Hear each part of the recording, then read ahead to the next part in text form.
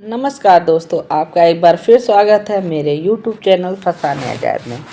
आइए सुनते हैं अमृता प्रीतम द्वारा रचित उपन्यास घोंसला का अगला भाग, मेरी यानी डॉक्टर वंदना की आवाज़ में। डॉक्टर सलूजा जिन दिनों कॉलेज में शिक्षा पाते थे, उन दिनों देवराज से उनकी गहरी मित्रता थी। दोनों के घरों में उनकी मित्रता का आदर किया जाता था, बल्कि उनके इस लगाव के आधार पर उनके माता पिता का भी आपस में मेलजोल हो गया था। सलूजा ने एफएससी करने के बाद डॉक्टरी पढ़ना शुरू कर दी और देवराज ने बीए करने के बाद वकालत। दोनों आपस में मिलते जुलते तो रहे, लेकिन कॉलेज के दिनों की सी बात ना रही। सलूजा डॉक्टर सलूजा बन गए और देवराज ने वकालत शुरू कर दी। डॉक्टर सलूजा की प्रैक्टिस आरंभ से ही अच्छी चल रही थी, लेकिन देवराज की प्रैक्टिस उस तरह ना चल सकी और उसने पीएसआई की सरकारी नौकरी कर ली और उस शहर से बदलकर किसी दूसरे शहर में चला गया। बचपन के दिन बीत गए, जवानी के दिन बीत गए। डॉक्टर सलूजा की प्रैक्टिस धीरे धीरे एक बड़े अस्पताल के रूप में परिवर्तित हो गई और देवराज भी अपनी जगह पर उन्नति करता रहा। लेकिन इस प्रकार अलग और दूर हो जाने से दोनों मित्रों में ना तो पहले जैसा संपर्क रहा और ना ही बाकायदा पत्र व्यवहार। पिछले कुछ वर्षों में एक दो बार अचानक कुछ घंटों के लिए वे एक दूसरे से मिले, लेकिन इससे अधिक कोई संबंध स्थापित न हुआ। आज अचानक डॉक्टर सलूजा को मालूम हुआ कि देवराज का तबादला फिर इस शहर में हो गया है। पुरानी मित्रता ने एक बार फिर अपना सिर उठाया और डॉक्टर सलूजा ने देवराज के परिवार को अपने यहाँ खाने पर निमंत्रित किया। राजवंती और डॉक्टर सलूजा देवराज के परिवार से अपरिचित थे। यूं ही अनुमान से उन्होंने 4-5 व्यक्तियों के खाने का प्रबंध किया, लेकिन जब वे लोग आए तो केवल देवराज और उनकी पत्नी ही थे, कोई तीसरा साथ नहीं था। आप अकेले क्यों आए हैं? बच्चों को क्यों नहीं लाए? सरला और वीणा सुबह से इंतजार कर रही थीं कि उनके भी साथ ही आएंगे। राजवंती ने देवराज की पत्नी कृष्णा को अपने पास सोफे पर बैठाते हुए कहा। कृष्णा हंस भर दी, कोई उत्तर नहीं दिया, बल्कि सरला और वीणा को अपने पास बिठाकर उनसे छोटी छोटी बातें करने लगी। सच चाची जी, आप किसी को भी अपने साथ क्यों नहीं लाईं? सरला ने झिझक और अपनेपन के मिले जुले स्वर में कहा। कृष्णा पुनः हंस भर दी। राजवंती को समझ न सकी कि कृष्णा उनके प्रश्नों को इस प्रकार क्यों टाल रही थी। कृष्णा को बातों में लगाने के लिए उसने वीणा द्वारा अपने घरेलू चित्रों का एक एल्बम बनवाया। कृष्णा बड़े ध्यान तथा उत्सुकता के साथ एल्बम का प्रत्येक चित्र देखती रही और उनके बारे में पूछती रही। बड़ी उमंग के साथ वह सरला और वीणा से उनके स्कूल और उनके घर की बातें पूछती रही। कुछ देर बाद सरला उठकर भीतर चली गई और उसने एक नौकर के हाथ एक ट्रे में शरबत के कुछ गिलास भिजवा दिए। शरबत पीने के बाद वीणा भी वहाँ से उठ गई और अब कमरे में डॉक्टर सलूजा, देवराज और उनकी पत्नियां ही रह गईं। सरला तो अब जवान हो गई है, अब तो भाभी जी आपको इसके ब्याह की चिंता होने लगी होगी, देवराज ने बात शुरू करते हुए कहा। चिंता तो सचमुच लगी हुई है, ये 19वां साल जा रहा है उसे। अब उसके चाचा जी आ गए हैं तो स्वयं चिंता करेंगे। राजवंती ने कृष्णा और देवराज की ओर देखकर पारिवारिक ढंग की बात की और इसके साथ ही राजवंती को पुनः इच्छा हुई कि देवराज के बच्चों के बारे में कुछ पूछे, लेकिन कृष्णा की पहली चुप्पी के कारण उसने कुछ पूछना उचित न समझा। तुम्हारा क्या हाल है? डॉक्टर सलूजा ने जैसे राजवंती की ओर से बात कर दी। हम तो हर प्रकार की चिंताओं से मुक्त हैं भाई। देवराज ने पहले कृष्णा की ओर देखा, फिर हंसकर ये बात कह दी। अब राजवंती को पता चला कि कृष्णा ने उसके प्रश्नों का उत्तर क्यों न दिया और उसे कृष्णा से जबरदस्ती मुस्कुराते हुए चेहरे के पीछे गहरी उदासी के चिन्ह नजर आए। शायद इसका भी रवि मेरे रवि की तरह से रूठकर चला गया है, या गोद में कोई खेला ही नहीं, राजवंती सोचने लगी। आपकी डॉक्टरी किस दिन काम आएगी? आखिर सोच सोच कर राजवंती ने अपने पति को संबोधित होकर कहा। भाभी जी, अब इस आयु में भला कौन सी डॉक्टरी काम आएगी, अब तो ख्याल ही छोड़ दिया है, देवराज ने राजवंती के बात समाप्त करते हुए कहा। उसकी लीला का क्या पता, राजवंती बोली। नहीं, डॉक्टर बिल्कुल इनकार कर चुके हैं, देवराज ने उत्तर दिया।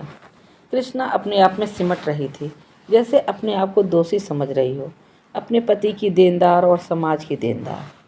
माँ बने बिना स्त्री कैसी अधूरी सी रहती है, राजवंती ने मन ही मन सोचा और फिर उसका ध्यान मोड़ने के लिए विचार से खाना लगाने के लिए कहलवा दिया। खाने की मेज पर सरला और बीड़ा भी थी।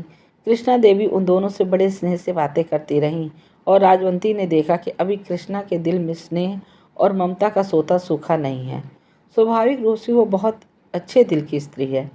राजवंती के दिल में कृष्णा के प्रति एक गहरी सहानुभूति जाग उठी। आज तक कृष्णा देवी को ससुराल वालों की कड़वी बातें सुननी पड़ी थी। बड़ी आयु की स्त्रियां उससे दया तथा तिरस्कारपूर्ण प्रश्न किया करती थीं, लेकिन आज राजवंती ने उसे सर्वथा पृथक और आदरपूर्ण व्यवहार प्राप्त हुआ था।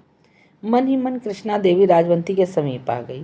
खाना समाप्त हो जाने पर राजवंती कृष्णा देवी को साथ लेकर अस्पताल दिखाने ले गई। बच्चा घर दिखा लाने में उसने बच्चों का परिचय भी कराया। आज तेज और नीना अपनी पाठशाला के खेलों में गुम हुए थे। राजवंती को इस बात का अरमान था कि कृष्णा से उन्हें न मिला सकी। देवराज और कृष्णा देवी चले गए। रात अभी अभी बीती थी। अभी आकाश में ऊषा फूटी ही थी कि डॉक्टर सलूजा के बंगले के सामने एक मोटर आकर रुकी। राजवंती और उसका पति बिस्तरों में से निकलकर चाय का प्याला पीने को थे जब उन्होंने देवराज और कृष्णा को आते देखा। कुशल तो है? राजवंती ने उनका स्वागत करते हुए पूछा। हाँ हाँ, कुशल है, देवराज हंस दिया और दोनों बरामदे में ही चाय की मेज के पास बैठ गए। राजवंती ने 2 और प्याले मंगवाए और उनके लिए एक एक प्याला चाय बनवाया। रात हमने एक फैसला किया है, देवराज ने चाय का घूंट भरते हुए कहा। राजवंती और डॉक्टर सलूजा दोनों उसके चेहरे की ओर देखने लगे। हम आपके बच्चा घर में से कोई बच्चा लेकर क्यों ना अपने घर की शोभा बढ़ा लें? कोई हर्ज नहीं, डॉक्टर सलूजा ने हंसकर कहा। बस एक ही शर्त है, आप उसे अपना पूरा प्यार और उसे उसका पूरा अधिकार दे सकेंगे? हाँ, ये तो पहली बात है। असल में बच्चे की कमी हम में इतनी उदासी पैदा नहीं करती जितनी लोगों और सगे संबंधियों की बातें। आपसे क्या छुपाना, स्वयं मेरे सगे भाई यह कह देते हैं कि आखिर मेरा पैसा उनके लिए ही तो है। भाई मेरे लिए बेगाने नहीं हैं वो लोग, लेकिन उन्हें मेरे दर्द का कोई एहसास नहीं। बस मेरे पैसे पर उनकी नज़र है। उन्हें अपनी भाभी के साथ कोई हमदर्दी नहीं। देवराज ने चाय का प्याला मेज पर रख दिया। एक वेदना उनके चेहरे पर उभर आई थी। मैं जानता हूँ, डॉक्टर सलूजा ने देवराज के कंधे पर हाथ रखा। राजवंती ने देखा कृष्णा देवी की आंखें भरी हुई थीं। लेकिन हमारी आयु बड़ी हो गई है, आज से पालने लगेंगे तो कहीं 20 साल बाद बच्चा अपने पाँव पर खड़ा हो सकेगा। मैं नहीं चाहता कि हम बच्चे को इतनी छोटी आयु में छोड़कर चल दें कि लोभी लोग उसे पैरों तले कुचल डालें। अगर आप आज्ञा दें तो किसी छोटे बच्चे की जगह हम कोई बड़ा बच्चा ले लें, देवराज ने बड़ी गंभीरता से कहा। जैसे कहेंगे वैसा हो जाएगा, डॉक्टर सलूजा ने कहा। जो लोग आपके बच्चा घर से बच्चा ले जाना चाहते हैं उनके लिए क्या क्या शर्तें होती हैं? देवराज ने पूछा। अपनी ओर से मैं विश्वास कर लेता हूँ कि बच्चा ले जाने वाले को सचमुच बच्चे की आवश्यकता है, और कल को यदि कोई आवश्यकता ना रहेगी तो बच्चे को कोई कष्ट तो नहीं होगा। आगे जो बच्चे का भाग्य। आज इतवार का दिन था। सुबह ही स्कूल के खेल आरंभ होने थे। आज तेज और नीना वीणा को अपनी पाठशाला में ले जाकर खेल दिखाना चाहते थे, इसीलिए वे सुबह वीणा को तैयार कराने आ पहुँचे। तेज बेटा, राजवंती ने उसे आवाज़ दी। जी माँ जी, तेज ने कहा और आकर बड़े अदब से राजवंती के पास खड़ा हो गया। तुम लोगों के खेल किस समय शुरू होंगे? पूरे 9 बजे। मेरा बेटा जरूर जीतेगा, राजवंती ने तेज की पीठ पर अपना हाथ रखा। ये कैसे हो सकता है कि आपका बेटा हार जाए? तेज ने उत्साहपूर्वक तुरंत उत्तर दिया। यद्यपि तेज को अपनी जीत का पूरा भरोसा था, फिर भी इतने मान भरे और भावुक से उत्तर पर स्वयं ही लजा गया। देवराज और कृष्णा ने एक आश्चर्य के साथ तेज की ओर देखा।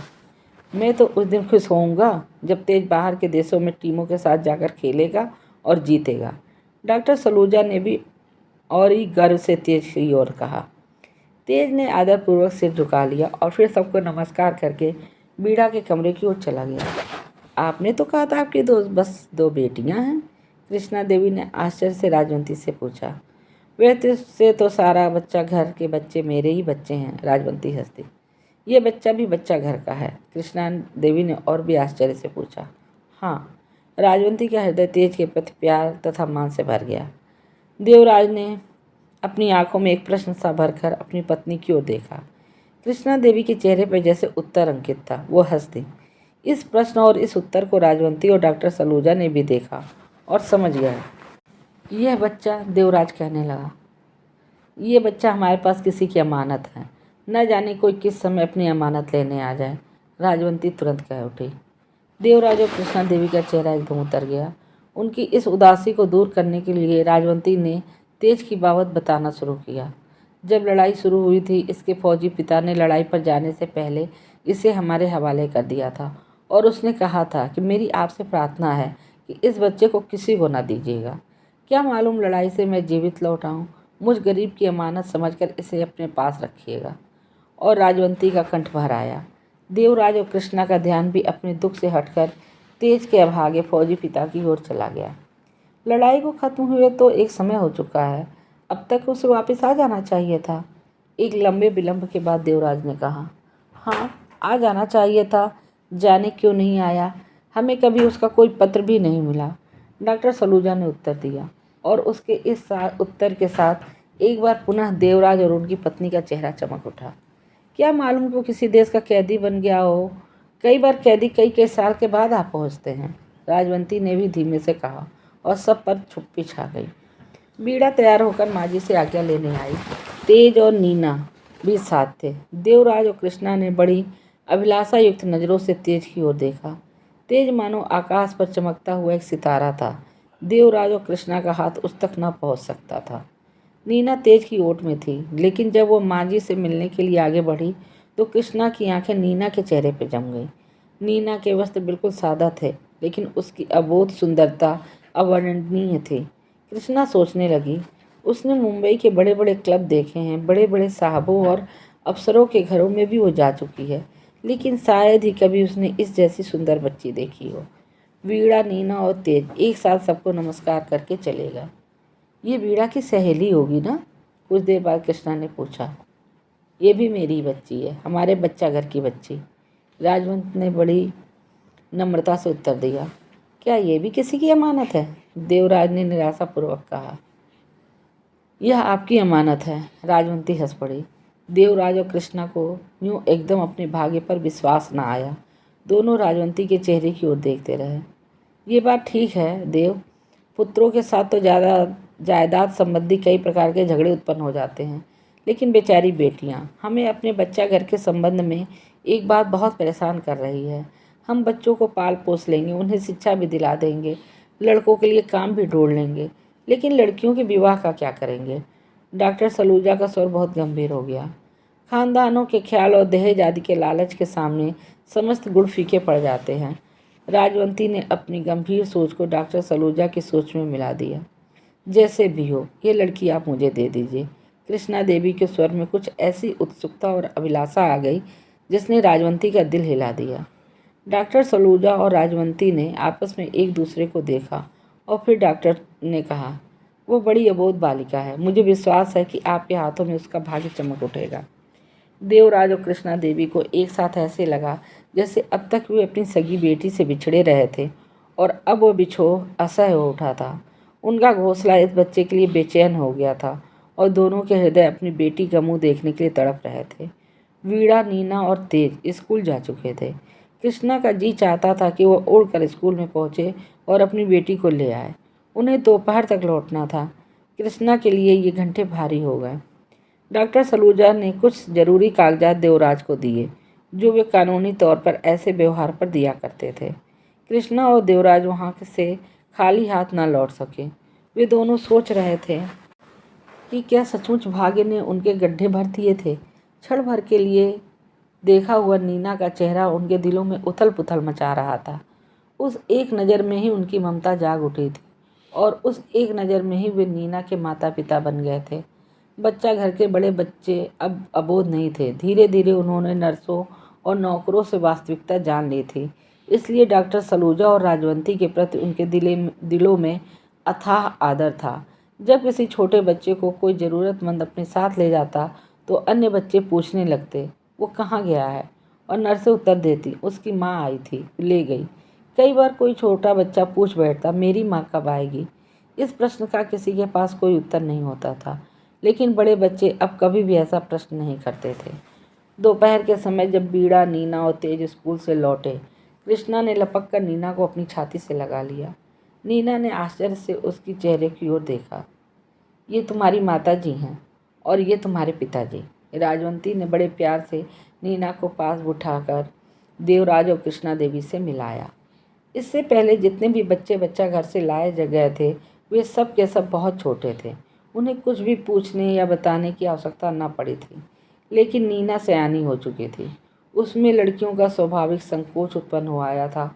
उसने हर प्रकार के संकोचों से बचने के लिए राजवंती की गोद में अपना चेहरा छुपा लिया। जाओ बेटी, अपने वार्ड के सब बच्चों से मिल आओ और अपनी ज़रूरत की सब चीज़ें अपने सूटकेस में रख लो। राजवंती ने बड़े जोर से नीना को अपनी छाती से लगाया। चीज़ें ले जाने की क्या ज़रूरत है, यहाँ किसी के काम आ जाएंगी, कृष्णा देवी ने कहा और अपनेपन के आवेश में उसका कंठ भर आया। आज पहली बार कृष्णा ने किसी के लिए ऐसा अपनत्व अनुभव किया था।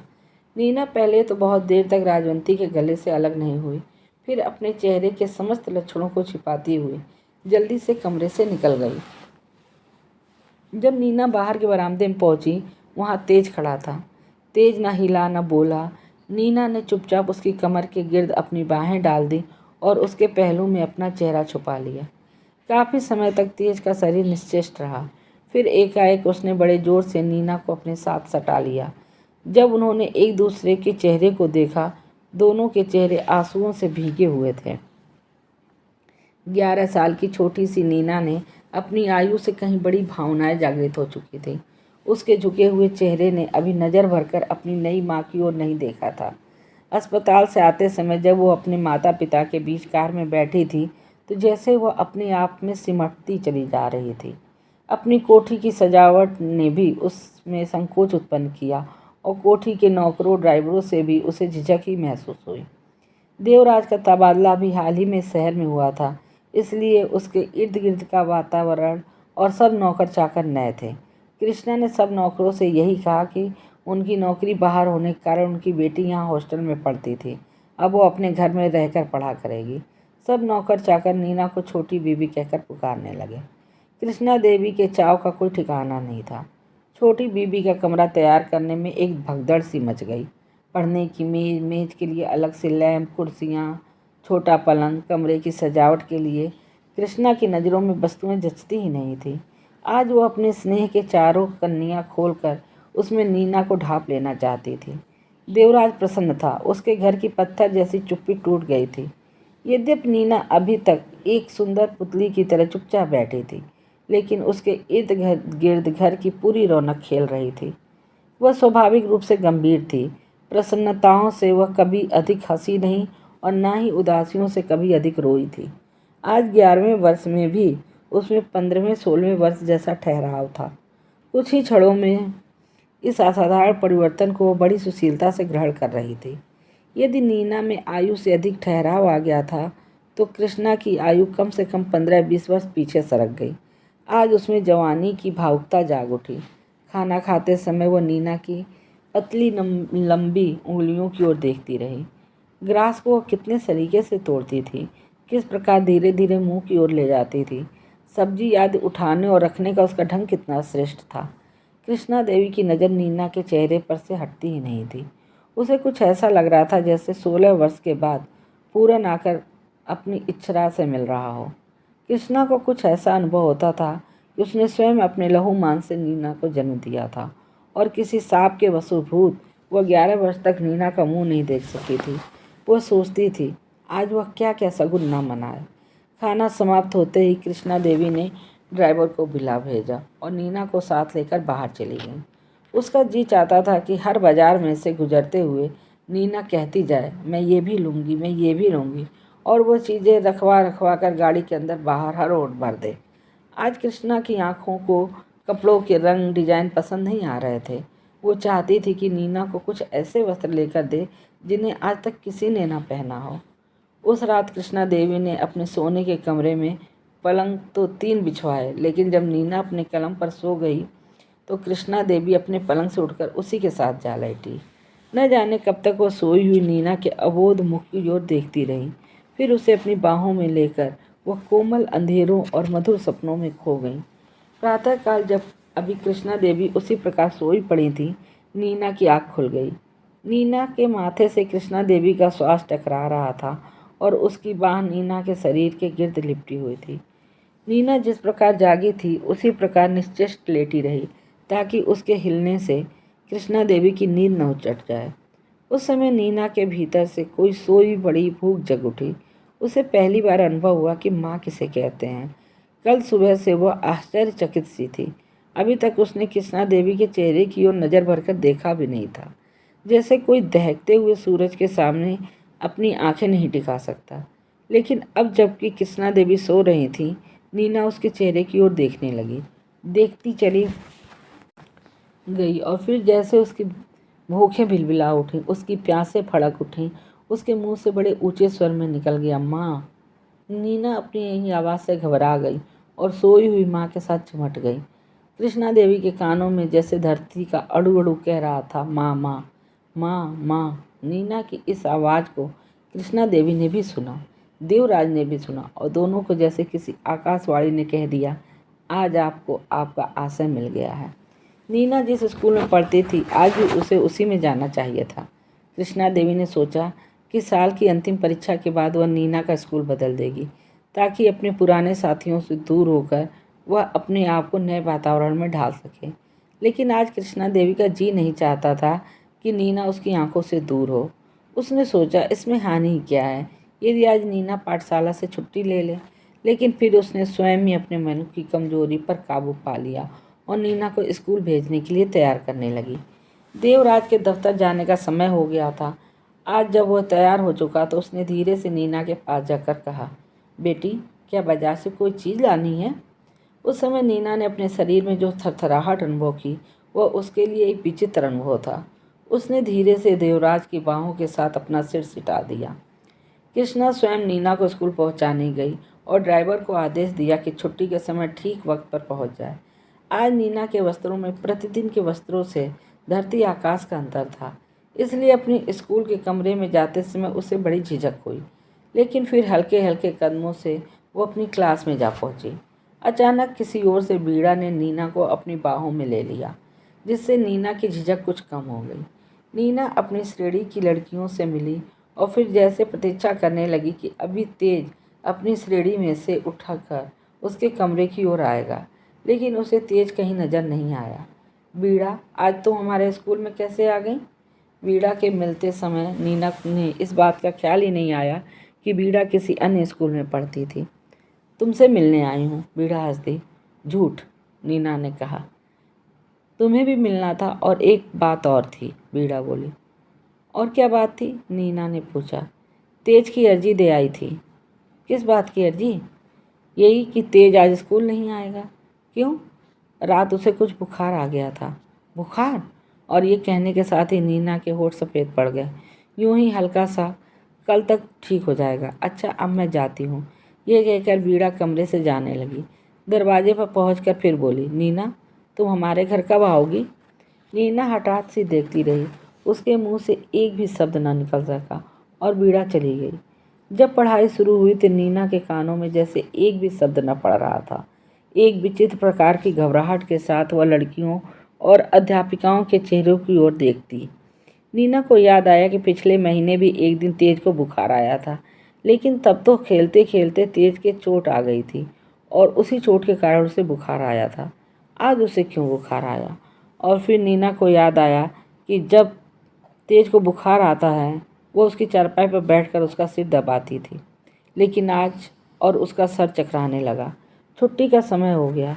जब नीना बाहर निकली तो उसे ले जाने के लिए कार बाहर खड़ी थी। कार में बैठते समय नीना के अंग शिथिल हो गए।